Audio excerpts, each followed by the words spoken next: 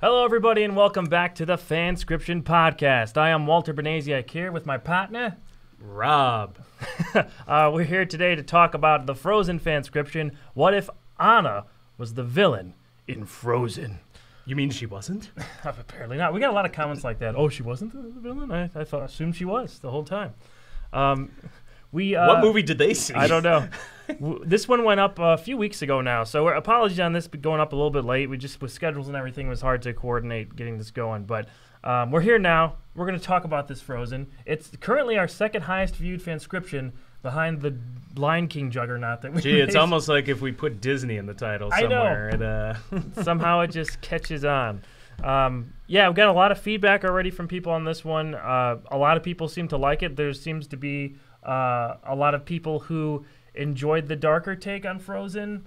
Apparently, this happened, or not this exact storyline, but something like this, like a darker take, happened on Once Upon a Time. Yes, I was just thinking that because I saw that. Okay, yeah, I've seen that. I've seen comparisons to the Twisted Tale book series that is a recent addition to the Disney brand. That I didn't know about. Yeah, they made one for Frozen. It's like what if Elsa never knew Anna or something? So it's like they hid her away, I guess. I read like a little bit of the premise. Does it have the Watcher from Marvel? Is that the idea? Like, 'cause that would be amazing. That would be pretty awesome.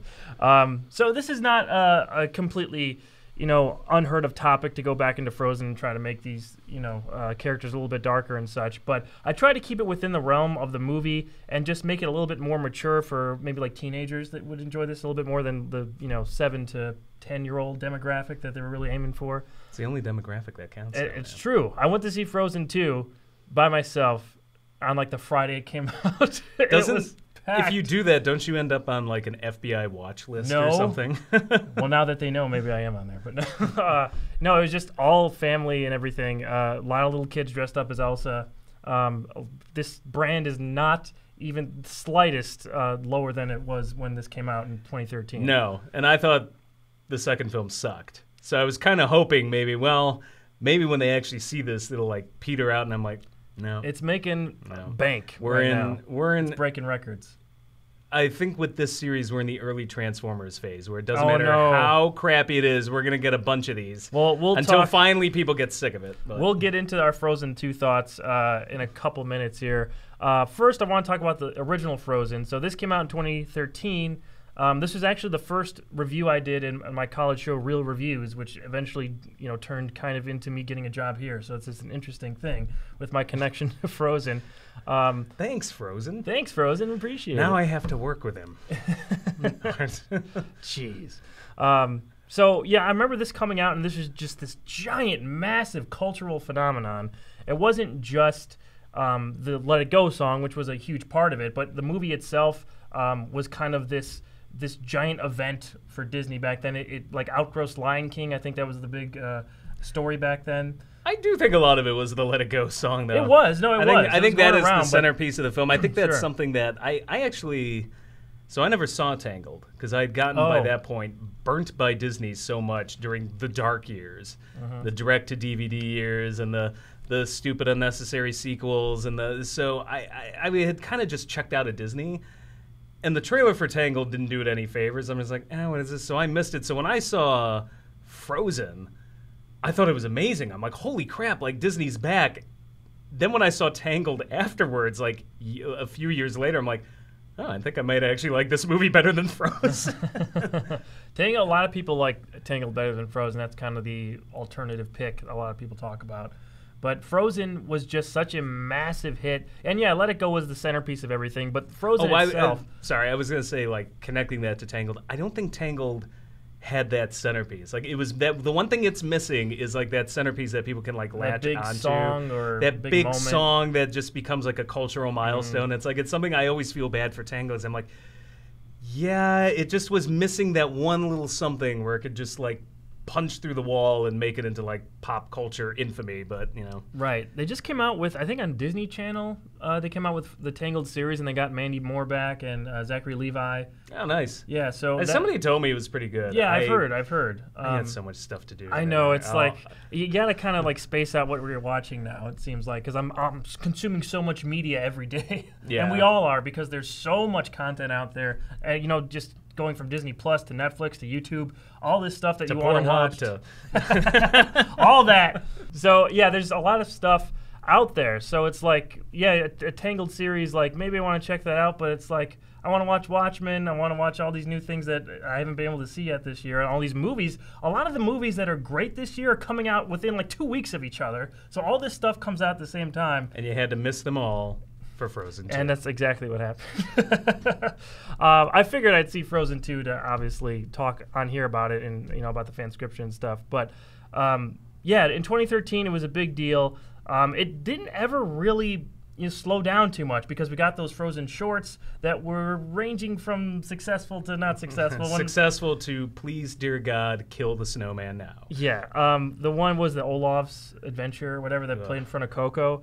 That was a mistake. It was like 45 minutes. Horrible idea. Coco was such a great film.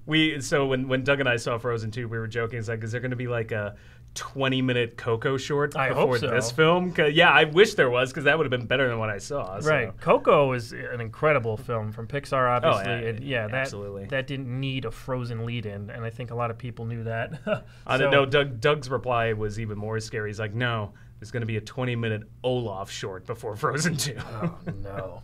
Well, we'll get into our Frozen 2 thoughts a little bit later, but do you remember... I mean, you have a niece, right? You have a couple kids around you, not your kids, but people that that have kids. How was it, seeing them react to these things? I have a lot of smaller cousins that were very into it. I thought it was super cool that kids were into a Disney movie again. Yeah. Because I've lived my life long enough that I've seen things. Like I grew up in the '80s, which was, in some ways, for live action stuff, was not a dark age. It was a kind of a Disney golden age where they were just throwing anything they could at the screen, and stuff was weird and dark for kids' films in general in the '80s. So that was cool. But I mean, animation-wise, Oliver and Company was okay. Great Mouse Detective, I remember probably being the best out of that era. And but until Little Mermaid hit, we had nothing. And then we had the golden age. Right? We had the Disney Renaissance, where you got that golden age, and then we had this second dark age, where society collapsed and we had nothing but direct-to-DVD sequels or Home on the Range with Roseanne Barr as a cow to watch. Yeah, that was my reaction. Forgot about that until you just said it. Yeah, we had stuff like that, and then we had Pixar, but then Pixar split from Disney briefly, so for a while it just looked like Disney was back in the crapper, and so it was nice to see Disney back on top. And my niece loved it. My in-laws, they took her to see it, and at first I'm like, oh, this is super cute. She's into Disney, and she was one of those, she would put on the Elsa dress and everything, like a lot of little girls did. And I will say straight up, I did not get into I thought the backlash against this film was mostly stupid. It's like, oh, I'm sick of that song. I'm like, they wrote a catchy tune. Oh well, so I have to hate Lion King now because I don't like Hakuna Matata.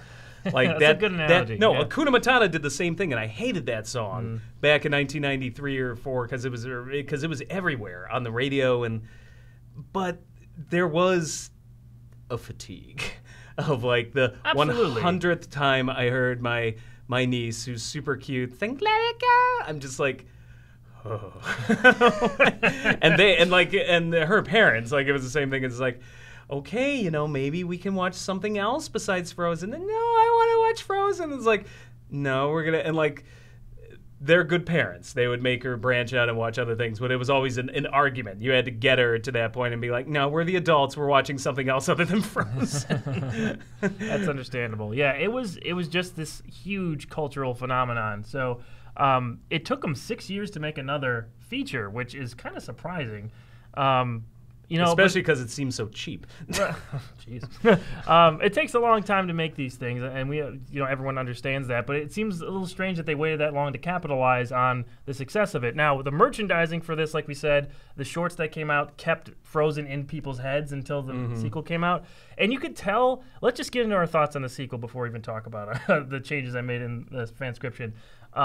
You could tell that they were trying to make something unique and push the story forward in interesting ways, but it's so bogged down by the sort of minutia in it that we have to hit an Olaf joke, we have to hit a Kristoff joke, and we can't push forward fully with what we really wanted to do. You needed one.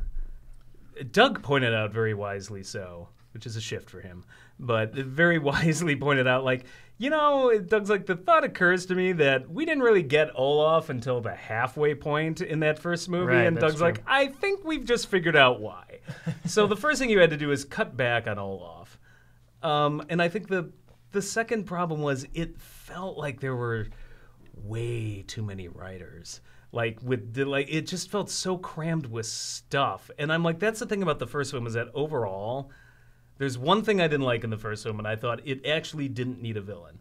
I thought that was actually super lame. I like when they do that big twist at the end, I'm like, why? The villain should have just been society. They don't understand Elsa, and you have to like fight the people and get them on your side maybe, but it's like, no, we need one bad guy to, so apart from that, I thought Frozen, the first one, was a really simple story. Yeah, absolutely. It felt almost like an X-Men story, like she's the mutant. Sure, And, this one was so complicated for no reason. And there was really very little payoff. There's like, it's funny, they make that joke about wanting to let go of the Let It Go song. It's like, oh, like that's so, and yet they have like 5 attempts at a new Let It Go song in this movie. Right. And I'm like, well, it's kind of hypocritical. A couple that are pretty good. I mean, no, Into the Unknown's great. Yeah, there's like, of the songs, I'd say there's about maybe 3 really good songs in there, but there's a lot of filler songs too. And I thought the grief song in that movie was spectacular, but when you find out who she's singing it about, it ruins it for me, because I'm like, I can't take that seriously. Right. But it's a great song. I wish it was in a better movie with a better character that was killed off. Right. It seemed like they didn't really know what to do with Anna and Kristoff. It seemed like this was just an Elsa-centric story, where the first Frozen was very split, and you had a clear role for both sisters. Well, they had no clue. He vanishes in this movie. Kristoff just he sings that song and then goes away. That whole bit at the beginning where he's like, "I'm gonna propose," and then it goes wrong, and I'm like, "Oh crap! This is gonna be the whole movie." Yeah. And he just goes away for something like 30 minutes, and then it gets really bizarre where the whole movie's spiel is just like, "Oh, don't like." I remember reading a review where somebody's just like, that's the thing about Frozen that's great, and Frozen 2, it's all about the girls. You don't need some man to save you. And then I watched with my jaw on the ground as Kristoff does exactly that. And I'm like, did this critic watch the same movie that I did? Comes in at the very last second and saves Anna, and just, which I guess, like, thank God, because I would have forgotten he was even in this movie. Anna sometimes has the same issue where I feel like she disappears kind of randomly. Yeah. The middle portion with Elsa was great. There's one moment where she stares out over the ocean and like gets this like badass look on her face, like, yeah, I'm doing it. Crosses the ocean, fights some sort of weird like water unicorn or something. Awesome. Yeah, busts through that whole middle 15 minutes of the movie. It snapped and came back alive again. Right. I'm like, oh, this is really good. And then once again, it just got bogged down and stuff, because then Elsa drops out of the plot. I'm like, oh my God, what are we doing? So, not a fan. Okay, so I mean, overall, there's definitely, I think, a lot to like about it, but it just got so bogged down by all the extra things that were in there that the overall experience was dampened by that, unfortunately. It's too much Olaf. Right, too much Olaf. Olaf, I really don't mind Olaf too much, but yeah. I didn't mind him in the first one. I couldn't stand him in this film. Yeah, well, his joke, like, he had a couple different jokes about recreating things that happened. The first one, which I thought was pretty funny, the charades game. I liked occasionally when he got all existential. Right. And like when they whip out these weird adult existential lines out of him, that got a laugh out of me. But like the whole slapstick section where he's like running away, like, and they show them the trailers. I'm like, this is bottom of the barrel Disney. Mm-hmm. Like, and I've seen good slapstick out of Disney, and this is scraping bottom of the barrel here. Right. So overall, I mean, we're not huge fans, but I do think that there are good songs in it. A few of them anyway. They're gonna get nominated for Oscars and all that. We know that going forward. Those announcements, I think sure it'll win because it doesn't matter. Something Disney. Right. It is, I think, nominated for a Golden Globe. They just released those nominations a couple days ago, so it's already nominated for Best Animated Film and all that stuff you would expect. Seriously. Are there any other animated films out this year? Because I mean, Into the Spider-Verse, I'm still thinking of from last year. Oh, that's right. 2019. Oh, now that I think about it. Holy crap, maybe Frozen 2 was the best. There's got to be some foreign films I haven't seen yet. I'm sure. I know there's a couple that a friend of mine who's a critic, Matt recommended me a couple, and I'm like, I got to look these up because I want to be able to watch the Oscars, know everything that's released animation-wise, and then be able to rage about Frozen 2 winning. Yeah, I think, is there a Pixar that came out this year? I can't remember. I'm blanking, man. I was trying to think about this earlier, and I was like, were there any Toy other... Story 4, was that this Oh, year? Toy Story 4 was this year. I like that better than Frozen 2. Yeah. But I mean, that wasn't a great accomplishment. Not by a ton, yeah. Toy Story 4 is the most needless sequel in the history of Pixar. This is one of those years where I was watching a lot of anime, so... Right. I'm sure maybe a foreign film will win this year for animated. Who knows? I would like that to be the case, but knowing how Oscar voters go, odds are they didn't take their kids to see it. Always look at, generally speaking, look at what the actors are taking their kids to see, because they're the biggest voting block, and actors in general, you turn your brain off. So it's just like their whole spiel is just like, I took my kid to see Frozen 2, and she really liked it, and she wore the Elsa dress, and therefore that's not voting for that for Best Picture. Like, I'm not making this up. Read Honest, they do like this thing online where it's just like honest like Oscar votes where actors and producers and other people will tell you how they voted. And when you read some of the actor ones, it's just like, oh my God. Because even within Hollywood, it's like that's kind of the bottom ring of just like, and someone would be like, well, I didn't even see the other two animated films, so I guess I'll go with Disney because I just like Disney. Like, and I'm like, oh, you don't take it seriously. Well, we'll see what happens with that. We will.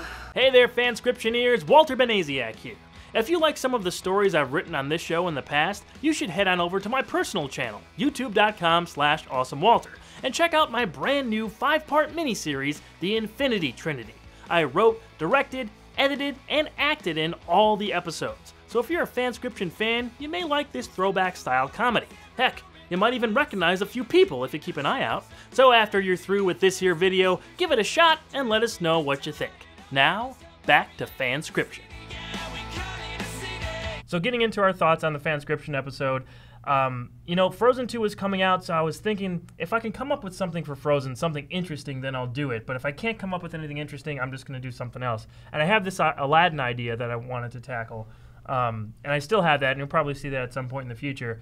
But the more I rewatched Frozen, I tried to think of what I could do with it, and the more I watched it, I was just like, Anna really gets like the short end of the stick a lot of the time. And if she was a more negative character, not so chipper and positive all the time, we could see sort of that darker turn coming around the corner if this was like something that they were pushing a villain in. You never built a snowman.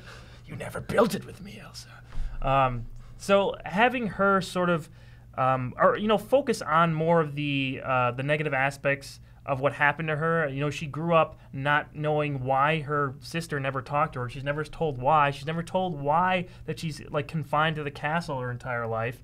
Her parents just died 3 years earlier. In that mysterious accident that we magically transformed from Maurice LaMarche to Alfred Molina. So. Oh yeah. I didn't even know that. Wow. I'm still kind of like, I don't know, I like Maurice LaMarche a lot. I'm just like, why did they? I don't know. I'm still smarting over that the sequel did that, but whatever. I saw Alfred Molina on like the red carpet. I was like, oh, who's he playing? Oh, he's the king. I was like, was he the king in the last? Nope. Yeah. Interesting choice there. But yeah, focusing on sort of the negative aspects that happened to her and how that can maybe create a villain. But I wanted to keep most of what was going on in the film with a couple changes that needed to happen up until when she's frozen towards the end of the film. So I added lines in there about, when you're frozen, with the frozen heart takes over, it could change a person's soul. I really wanted to push that kind of ominous line at the beginning of the Fanscription, which was read beautifully by Doug as the main troll there. Don't encourage him. No, I'm just kidding. Yeah, so I had that in there as kind of like the foreshadowing and all that. So when we actually got to that moment, we have the build-up, and through my narration, I tried to emphasize the things that were happening to Anna going into that. So it's a combination of kind of being fed up with all the stuff that's happening to her, and at the same time being taken over by this dark force. And in the episode, I called her like a White Walker mutant Sith combo, which she definitely is. Dark Anna. Dark Anna. So, and by the way, we should make it one name. Darkana. Darkana. I know. I was thinking of that too. That's actually the name of a Power Ranger villain. Darkanda. Of course it is. Very close. But you wouldn't know anything about that. No, I watched good television. sometimes Power Rangers was good. Anyway. Anyway, that's a whole nother. I'm gonna get so much shit for that. So. No. I just shot myself in the foot with that one. No, nobody. It's okay. Nobody watches Power Rangers. Not like I made a bunch of Power Ranger videos with him in it or anything like that. But anyway, yeah. I wanted to thank Anna again, our great artist, for those renderings that she made of Dark Anna and everything. Anna really drew Anna well. Yes, it's true. Or is it Anna drew Anna? Anna drew Anna well. Yeah. That would be another great name. Anna drew Anna. Anna drew Anna. Oh, that's very smart. Anna, if you could legally change your name to that and make things easier for us. Yeah, appreciate that. Thanks a lot. But yeah, giving her the white skin and the same powers as Elsa, except making everything dark. So basically, like, hail comes down, the sky turns black. Really play up that darkness. It's turning into it turned into like Game of Froze. Yeah, like it was like you had White Walkers. And It did. I did kind of draw from that a little bit. So like they have that big fight at the end, and I wanted more of a sort of a tragic ending. So we have Anna drop into the ice when like her powers kind of get pushed onto her as Elsa like has to fight back because Anna is basically destroying Arendelle, and this leaves Elsa with no choice but to kind of fight back. And I did put a line in there, or a couple scenes I wanted to add, with the king sort of pushing like this sense of responsibility onto Elsa, as you have to protect the kingdom. Like, you're the heir, you have to make sure you protect the kingdom and protect your sister. So it's these two, like opposing forces at the end. My sister, my kingdom, right. My sister, my kingdom. Exactly. All these people that she's supposed to be protecting, even though they don't like her. and also kind of her father's legacy. And Anna, and she has to kind of choose between those two things, and she chooses to stop Anna. So we have that kind of split towards the end. Kristoff, sort of the tragic hero, tries to find her in the ice, can't find her. I added that scene at the end where Grandpappy the troll comes back in and kind of explains that there might be a darker energy in the world now that this has happened. And this has never happened before, so this is the first time he's seen any of this stuff that happened with Anna turning full evil and everything. And the implication is that maybe she's still out there. I kind of wanted to leave that open-ended. And I asked you guys if you wanted to see a sequel to this Frozen, and overwhelmingly, there's a lot of yeses to that. So maybe we'll get a Frozen Except for the sequel. kids who called you a liar. Yeah, there's a lot of kids calling me liar in the comments. Apparently they didn't realize that, this was a fanscription episode. Not an actual Disney clickbait, animation. you lied! Yeah. The thumbnail was just that good, I guess, with the bright white blue eyes. But yeah, I do have ideas about where to go in the future with it. I wanted to sort of leave it, like I said, a little bit open-ended. Elsa lost her powers after that fight with Anna, and she kind of starts to get them back at the very end. And then it's like Kristoff trying to, not accepting that Anna's dead and trying to go out and find her because they never found a body. Elsa's kind of given up on that, so she's just trying to protect her kingdom now, and there's a lot of forces kind of going into the future. You do realize you wrote the ending to X2, X-Men United, right? Did I? I was just I didn't think of that. I didn't even think of it till just now, and I'm like, and then he's gonna go search for her, and she's trapped under the lake, and maybe there's an energy. I'm like, holy crap! But it's fire instead of ice. Yeah, that's a good point. Never even thought of that. Yeah, a lot of people are saying fine. It's fine. Yeah, we did this. What was it? Oh, the Haunted Mansion, where it was like, you realize you wrote Shark Tale, right? Oh, I'm like, right. I've never seen Shark Tale, but that's kind of hilarious. There's similar ideas out there. Yeah, absolutely. There's not an original idea in Hollywood. It's all been done. So you're going to, sometimes you're just going to stumble upon things. It happens. For sure.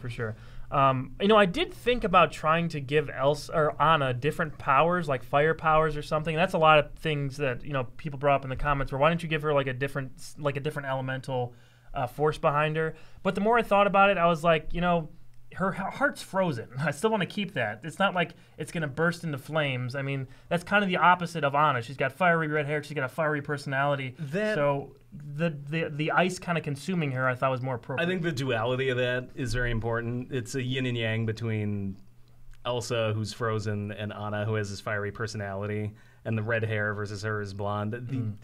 I think the other thing is that's so much of who Elsa is. And I thought it was a perfect metaphor because it's the Midas touch. That's what the metaphor is. Everything she touches turns to something inanimate via the frozen, instead of gold. But I think that's so much a part of what she is that I wouldn't want to change it. It's like it should be about her trying to deal with the fact that that's who she is, you know, and it's like that's not going to change. It's not going to be like freaking X3 where it's just like there's a cure, like you know, it just is what it is, and I would keep it that way. I wouldn't make her a fire like. Right. I mean, we did have the different elements in Frozen 2, so I mean, I would like to incorporate some of the stuff that they did because I think there's a lot of good ideas in that sequel. That weren't like brought to the forefront enough. So I mean, the response has been so positive. Like so a lot of people have seen have this all one. those Olaf moments. We couldn't learn that much more. Olaf died in this one. Aren't you happy about that? I am ecstatic. Olaf got like breezed away. Oh, I was talking about the movie Frozen 2, not your version. Oh well, yeah. I trust me. I enjoyed that.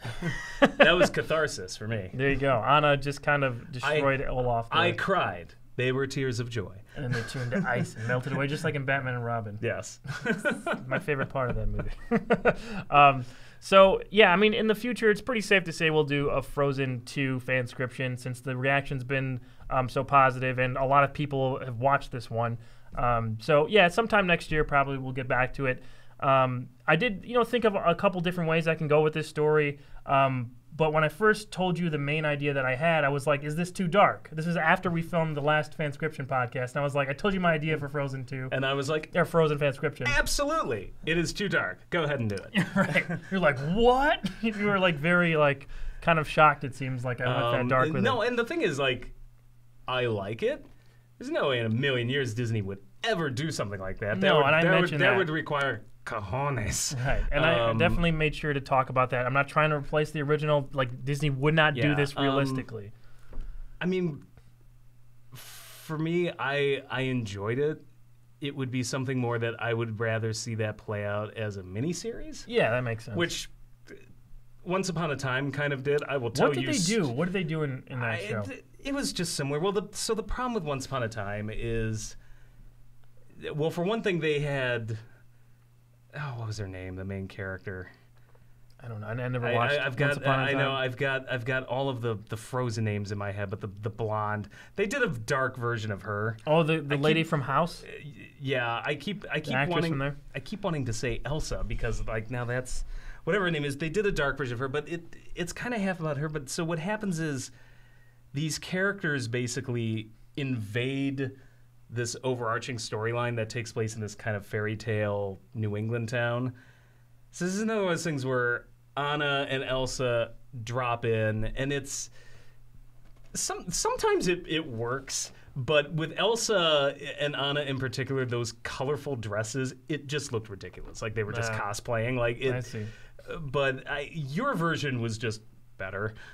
But I would like to see I would kill to see like a Frozen TV series where you do that, and this would be like season 2. You would do season 1 that would cover kind of what Frozen did, and then you would have a season 2 that does all this, so you could really explore it. I worry that as like a feature film, like I think teens would like it, but I don't. I see a lot of kids going like, no, right, exactly. But I think it's a great idea. Like, I think that's why TV would give this like idea room to breathe. Mm-hmm.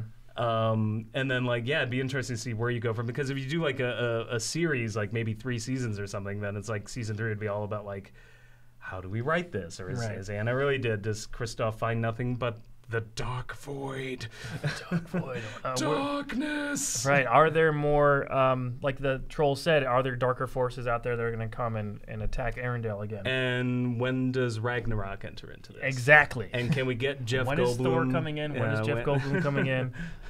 We're all looking forward to that. So I would like you and your sister to fight for my amusement. Yes.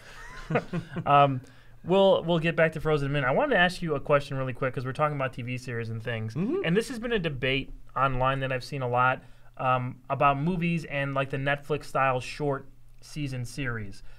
What do you prefer in terms of like storytelling methods? Would you like to see? Are you just still into movies, like self-contained movies, and then we get a sequel, or, like a trilogy that's set up beforehand? Or are you more into the Netflix style Disney Plus kind of thing that they're doing now, where it's like 5 episodes, 10 episodes in a season, and it's all really high quality going from episode to episode?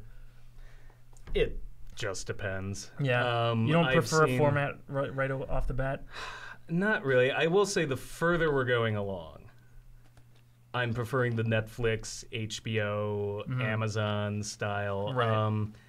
Because that's where the better writing seems to be at the moment. Yeah, TV's in this age right now where everything's Disney, you know, is for like they invested so much early on that I feel like now they've hit the later Pixar years where Pixar still, you'll get a Coco, you'll get an Inside Out, you'll also get A Good Dinosaur. You'll Still get movies like that, or Cars 1 through 3, or something like it. It felt like there was a plan at Disney, just like there was a plan at Pixar, and eventually they hit this like next stage, and it's like, oh shit, now what? Like they expanded so quick that they don't quite know what to do, and I feel like way more of their films now is about just throwing whatever shit they can at the screen and seeing what sticks. While on TV, at least, there seems to be more of a focus on like, let's get this story fleshed out, and there's a reason for that. I think when you do a TV show, you have to have, 8, 10, 13 episodes.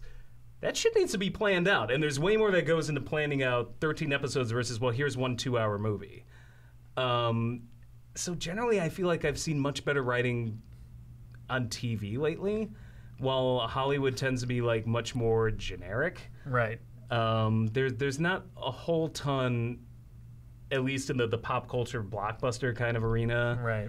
You gotta dig through to find the good stuff now. A lot of that stuff's on streaming, like the really unique kind of movies that a lot of like real film lovers would like to see are either in limited release or just on streaming now. Or they're independent films, or it's the limited releasing. Like Jojo Rabbit was one of the best films I saw this year, and I had to hunt for that to go see it. Whereas at the same time, Frozen 2 was playing in like 8 zillion theaters. Right. It really just depends. I've seen a lot of crap TV shows too, or seen shows like Stranger Things for me is starting to jump the shark. Oh, I love season 3. It was all right. I liked half of it. Yeah, it's fine. But so it really just depends. But lately, I would say Netflix is at least where it's getting more interesting. Then that being said, I like seeing a movie on the big screen. Me too. I like if it's a really good movie and really fun, and like I loved seeing Joker on the big screen. Oh yeah, absolutely. Infinity War Endgame. I love seeing that on the big screen. Star Wars, we'll wait and see. Like that's coming out in a couple weeks at the time we do this. But yeah. Might as well get into that. Before we do, make sure you guys subscribe to our feed if you are not, if you're listening on the audio version, and leave any suggestions you want in the comments on the YouTube video for the Frozen Fanscription Part 2. We want to hear from you about that. What do you want to see in there? But Star Wars. So going into next month, actually our next episode, it's going to be coming out this month.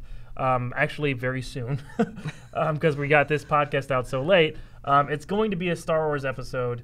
You want to talk about what you're going to be tackling here, Rob? Well, you did some sort of Twitter poll. I did. So I didn't come up with this. So I put up a Twitter poll, and I just wanted to see what you guys thought of this. And we had talked about one of the options before, but I just wanted to see what people were thinking. What if Qui-Gon lived to raise Anakin Skywalker? And the other one was, what if Rey took Kylo Ren's hand and became basically essentially Dark Rey? What if she joined Kylo Ren? You were just like, well, the other one, the Qui-Gon won, but there are a lot of videos like that, and I need more time to think of something like, here, Rob, you take this one, and I'm like, okay. I just gotta say, there are dozens of frickin' Qui-Gon videos of a similar thing. And I don't doubt it. Yeah, and I was just looking through there. I was like, oh my god. I'm not gonna watch any of those because I don't want to like accidentally steal ideas or anything. Or like if I came up with an idea, I don't want to see it in something else and then not do it. So I'm not watching any of that stuff. But it is gonna take me a while to come up with a really solid story for that. But I still think the Rey joining Kylo Ren is such an interesting idea, and I want to see your take on it. Well, so that's what you're gonna be covering. Yeah. I know it wasn't an easy thing for you to go No, at first I pounced because Jim J. Roz and I had this conversation, because I was like, for a split second in that movie, in The Last Jedi, I thought she was going to take his hand. Yeah. And this was going to be one of the greatest bait and switches in cinema history. That scene is so good. As only Jim can do. He's like, man, fucking right. I got no idea what they were fucking going to do with them. And I was like so excited for them. And it's like, and then she doesn't do it. She doesn't do it, yeah. When I wrote it, though, when you handed this to me, and I'm like, oh, well, this will be awesome, and then this should be easy, because, who is it? We want to see Dark Rey. I suddenly realized how really difficult it was and why they probably didn't do it.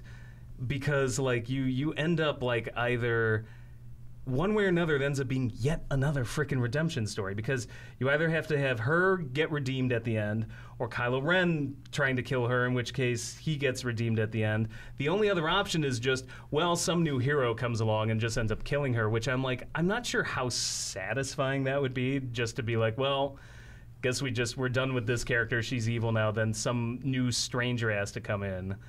And I'm like, the problem is you would have to do a whole other trilogy to flesh that out. All of these, mostly you would have to do a whole other trilogy.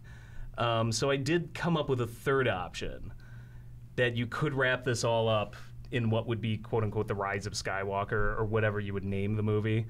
I didn't realize, like, when we recorded that, I don't know if I mentioned that, I was like, I don't have a name for whatever this movie would be, because I'm like, I'm not sure Rise of Skywalker works, but... Probably doesn't fit as well. I mean, you've already written it. It's in the editing. It's in post now, so... But, yeah, so I think it works, but it was way harder than I thought it was going to be. I'm like, I kind of get now why they didn't. Now, maybe part of the problem was maybe they shouldn't have made that promise in Last Jedi, if they know that it was like, well, we can't really do this.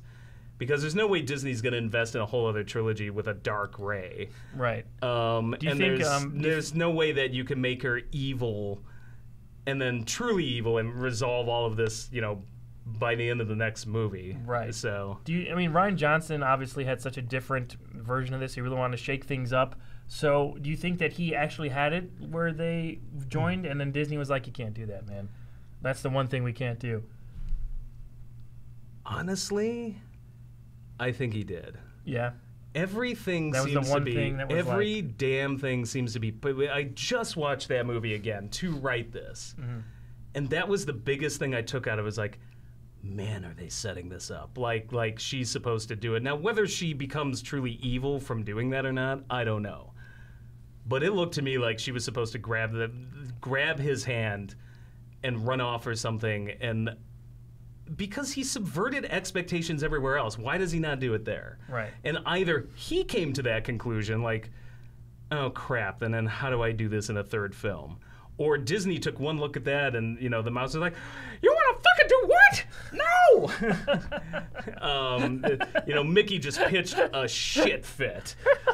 What? Somebody make we that just animation. spent all this time talking about girl power. We got this girl Jenna. Now you want to turn her into the next Darth Vader? Fuck you! This is turning into a South Park skit. Get out! I want to see this animated now. I feel like, and we'll never know, because I think Rian Johnson now is so bitter.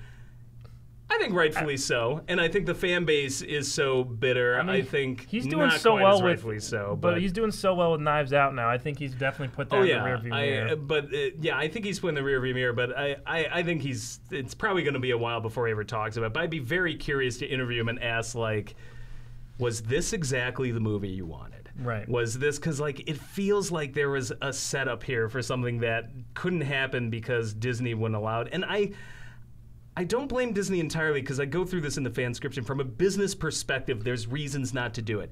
You built up this character that girls look up to, and now if you want to make her evil, you have to invest now in a whole new trilogy where you bring in a new set of heroes, which, you know, they could be female, you could be female and female, but in the meantime now you got a whole half set of the fan base that's invested in Rey that might not be on board with this after you know, just rebooting this series. It also means you have to invest in a whole new trilogy to then wrap up this new storyline. And there's just the creative problems, which never bothers Disney because they're creatively bankrupt in a lot of ways. But this wouldn't bother them. But we're Disney shills, Rob. Yeah, we're Disney shills, but because we like some Disney. Right. But there's things like, on an artistic level, that I was thinking about, and I'm like, I know Lucas had this whole thing like, it's like poetry, it rhymes. And there's like this whole, they talk about ring theory. He smiles with his bottom teeth. He does. They talk about ring theory, and I think ring theory works twice. You get your opening trilogy, and you get your closing trilogy. If you do this all over again, it's like, oh, it's another redemption storyline. If you want to go in, that's a can of worms, man. The ring theory thing is a way of defending the prequels. They're saying that they're great because they just rhyme with what happened in the original trilogy, which that didn't even work that well in the prequels. No, see, here's the problem. Here's the correct statement. Okay. The idea behind the prequels is great because it rhymes with what happens and it's very operatic and it works on ring theory. They were still executed poorly and suck. Like, just because it's ring theory doesn't make the prequels great. You can look at the acting, you can look at the dialogue, which is the writing's the worst part. It's the worst part. Utter trash. And look at all these other things in it, and like, this is why it failed. The ring theory is not the reason why it fails. I have no problem with it, quote unquote, rhyming. Okay. But the thing about the ring theory, though, is when you stretch that out into 3 trilogies, or if we have to do this now, if you make a Dark Ray into what would be 4 trilogies, at that point, I think people are like, oh my God, are we ever getting beyond this? And that's why I think Kylo Ren's promise or his like offer, start over the Jedi, let's, no light side, dark side, like let's just wipe the whole site clean. Right. I was completely on board with that. I thought this is the most interesting thing to happen in a Star Wars project since Empire Strikes Back. Hands down. And like, these people are just like, Rian Johnson's the worst thing that's ever made me cry. I'm sorry. I will still take that idea despite all of the issues I have with Last Jedi, particularly the stuff on the periphery. Right. As the most interesting thing to happen since Empire Strikes Back. Nobody can make that argument otherwise. There was nothing interesting in the prequels. It was a ring theory story. It was all the same thing all over again. I'm not saying that means they were automatically going to be bad because of it. Doesn't mean they're good either, but I mean, like the beats nothing we're talking about. The interesting. prequels were very different, obviously, from the original trilogy. But there was a lot nothing of the beats, interesting. The beats story, were the same. Right. You knew almost instantly where this story was going. Well, we knew because it's supposed to be about the downfall. That's the problem with prequels in general, is why I don't like them, because you know, if it was that interesting of a story, you would have started there. So it's like seeing Anakin's downfall would have been interesting maybe in one movie, but a whole trilogy of seeing him as a little kid and then the downfall. I mean, that was one of the problems. It could have worked in the hands of better writers, but we know what happened. And we have said on this very podcast before that we're not going to do a fanscription on the prequels, but I was talking about just going overall, redoing them and making them quote unquote better. And while that is kind of my aim with the Qui-Gon thing, it's more of an interesting question that I want to tackle instead of just overall improving the prequel. So I know some people are going to throw that back at us, but I'm just going to let you know that's why. But yeah, I think her going with him would have been really interesting, but I tried to come up with a solution where I'm like, okay, this is the best of all worlds I can come up with, where we explore these 2 characters, get into their psyches. There's real darkness there, but you'll have to see what happens, but it's not going to be a full, pure evil. Like it really goes kind of gray, which is what I think is the best thing to do with the Jedi now that you have this chance to start over. I think people, they either wanted, I think a lot of people just wanted, I just want Luke Skywalker to train Rey and just like everything's good again and the Jedi are good and this and that. And I'm like, well, that ship has sailed, buddy. Prequels are canon, whether you like it or not. And the Jedi and the prequels are utter douchebags. Like, they are. And if Disney has made the decision now that that's canon, it's like, you have to somehow reconcile all this now. Right. And I think just starting over is the better way to do it. I was hoping that's what this new trilogy would do, and I'm getting really nervous looking at this movie. We'll see what happens. That's going to come out, yeah. Rise of Skywalker. So I hope I'm wrong, but... I mean, regardless of anything that happens in Rise of Skywalker, remember, we still have The Mandalorian. We do have The Mandalorian, and thank God. This is the way. This is the way. This is the way. I love that. Yeah, that show's so freaking fantastic. Well, we're all looking forward to seeing what you come up with. It's in post right now. You already wrote the script and everything, so it's going to be coming out. See what happens. Very soon. It's going to have to deal with Star Wars fans, so I'll just take a long vacation. Your Return of the Jedi one with Luke dying, I love that one too. So, I mean, I have faith in you, Rob. Mostly because I've read the script and already know what happens. I didn't have to reference Last Jedi in that one, though. That's where it's going to get troublesome. Right. Yeah, we'll see. Hopefully you guys like it. It's an interesting take. It's a really, I think, appropriate take for, that angle on things. So I'm excited for you guys to check it out. We'll see. Yeah, so that'll be coming out actually within a few days of this being posted. And we'll be back here with that fanscription. Fortunately, I'll be on Christmas break, so. Right. You'll never find me. You'll never take me alive, fanboys. Going into next year, I'll quickly mention, we're probably going to be going through a few changes with the podcast and with the show. So stay tuned for more details on the next Fanscription podcast, the last one of this year. But going into 2020... I liked what we did with this one, where you kind of handed me an assignment. Right. I'm like, okay, because I was trying to think of ones I could do on my own, and I'm like, it's more of a challenge when somebody else hands me something. I'm like, okay. Right. Yeah. So it's the competitive nature coming out. And if people don't like it, I'll be like, well, he came up with it. It's his idea. But yeah, that's just one of the things. There are some changes that we're going to be going forward going into 2020. So I hope you'll stick with us. The show has been a pretty great success for us, and I'm really liking that. We've had a good time. I've loved making this show. I've loved that you guys seem to be as into it as you are, and I love seeing the feedback to it. And just seeing you guys talk about it amongst each other is always fun. So thank you guys so much for supporting us for over a year now. This show is brought to you by viewers like you. Viewers like you. It's been over a year, man, since Rocky IV came out in November. Jesus, that's right. Our Rocky IV fanscription. I forgot, yeah, November. For some reason, I was like, I thought we started it this year, and I'm like, no. Well, we did kind of I guess the Rocky IV was sort of like a preview one, and then we restarted up in like February, I think. Super cool. Yeah, it's been great. It's been a lot of fun to work with Rob on these and just go back and forth about story ideas. It's been a lot of fun. It's been a lot of fun to work with you. It's been a lot of fun to work with you, Rob. We tolerate each other well enough, I think. Just enough. Ours is a bromance for not the ages, but at least the week. At least for the week. At least. Bromance of the week is me and Rob. Again, that needs to be like a movie review show we do, Bromance of the Week. Bromance of the Week? That's a good idea. You're sick of chick flicks, we got your Bromance of the Week. I also want to, of course, always thank Anna for doing the great artist Absolutely, concept she always stuff does for an us. amazing job. Yeah, and she'll be sticking with us as we go forward too. So we got to get her on this podcast one of these days and get her perspective on drawing up some of our concept images. That'd be fun. I wouldn't do that. She's gonna be like, these assholes give me like a week. I know, it's always like they want the Sistine Chapel in a day. I tell you. Yeah, that's one other reason why she's like so great. nice in emails, but it'll all come out right then and there. We're like, Anna, you have a time and a place. Shut up, you. A lot of the times these are in a time crunch, so it's like we get the script done and we have to get it out before the other movies come out. So it's like we get the images, descriptions to her, and then she has to come up with it within a few days. And she does such a great job, even with the limited time she has. Anyway, we'll be back here within a couple weeks with the last Fanscription episode, our Fanscription episode, and Fanscription podcast episode of 2019. Man, we'll have to figure.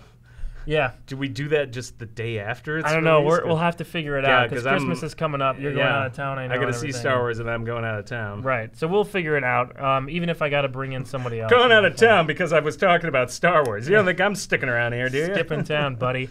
So thank you guys for watching. Keep an eye out for the new Fanscription episodes, and look forward to new things in 2020 when we get that 2020 vision going. Remember, I wonder how many times people have been saying that recently. 2020 vision. Oh. I don't know. You know like what? Everything was 2000. No, my favorite was the meme that's just like, I want Barbara Walters. Yes. It's got to happen. New Year's Eve so that she can say, I'm Barbara Walters, and this is 2020. It's 2020. Yeah, I hope they do. You know what that means, man? We're hitting the roaring 20s. I Whip know. out your fedoras. Let's get our martinis going. Some flappers are coming around, see? It's going to be great. Let's party like the Great Depression's just around the corner. Well, that may be truer than we'd like to believe. Anyway, we'll talk to you guys next time. Now who's getting dangerous. I know, it's true. Ixnay, all it's expert. We'll talk to you guys next time on the Fanscription podcast. Thank you for watching. See you later. Later, guys.